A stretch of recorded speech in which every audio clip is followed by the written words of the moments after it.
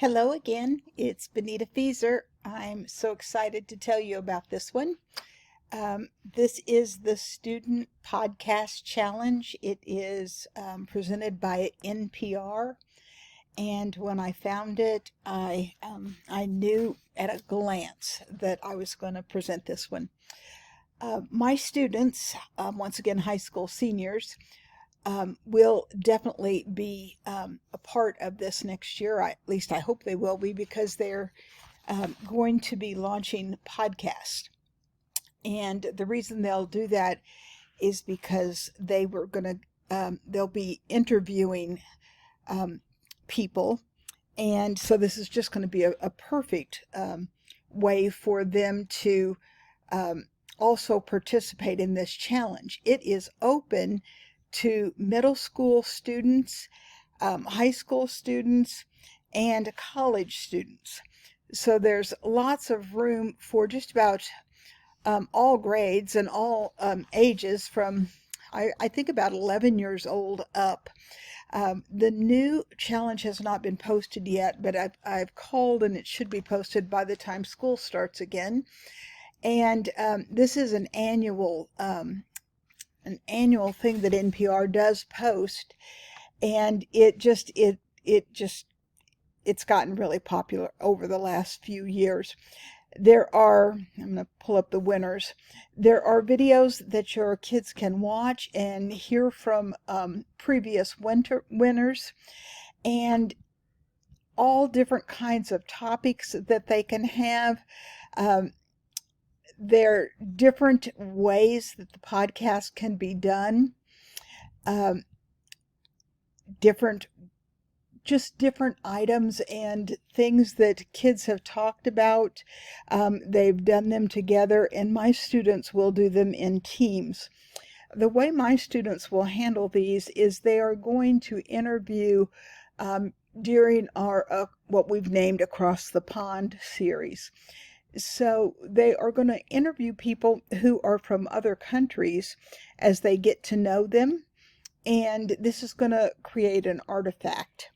So our purpose for this is to create memories that they can publish for other high school students to use as a way for them to then build on this, and hopefully it will catch on in other high schools. Of course, my intended audience is for my students to get ideas. I would love to see them win as well, but basically, I just want them to have a good time with this. My middle school students did start a podcast last year, and it was a wonderful experience. At first, it was like pulling teeth. They didn't think they could do it. But once a couple of students started interviewing each other, it kind of just went from there. It's not expensive to get some podcast equipment.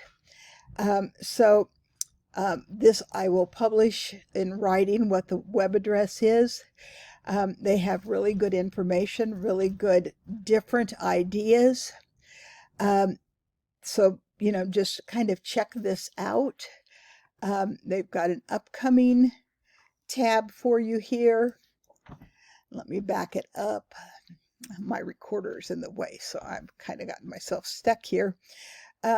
But they send you all kinds of information to your email address, and that makes it nice.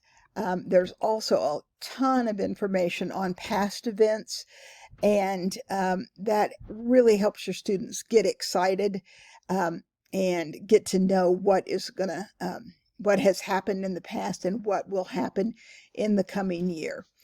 The standards that you can hit on this, I'm going to hit 1.3D, interviewing and exploring real world issues and problems, and then 1.6B. And I think that 1.6B is really an interesting one for them to feel like that they're creative communicators, because they're going to be creating original works and responsibly repurposing or remixing digital resources into new creations.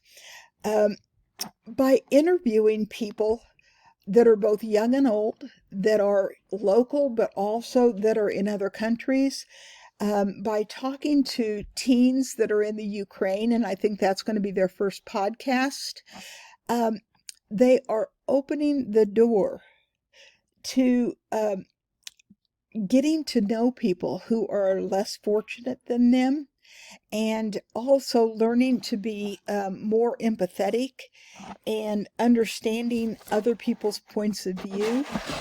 We're going to be talking a lot about global competence, and I think that it's going to be very helpful to them. It's one thing to read about other people and kind of think you know, but when you start talking to people from other countries, it really changes things up. So NPR.org is the organizer for this contest. Check them out. It's going to be a lot of fun, and it does not take a lot of equipment or money to start a podcast. See you soon on video number 3.